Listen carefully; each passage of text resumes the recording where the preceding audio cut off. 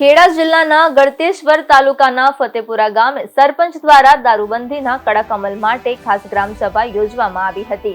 ગ્રામસભામાં ઐતિહાસિક ઠરાવ પસાર કરાયો કે જો કોઈ દારૂ બનાવશે કે વેચશે તો ગ્રામ પંચાયતથી મળતા તમામ લાભ બંધ થશે। ગામમાં ભેળસેળવાળા દેશી દારૂને કારણે 25 થી 35 વર્ષના યુવાનોના અકાળે મોત થતા આ નિર્ણય લેવાયો છે।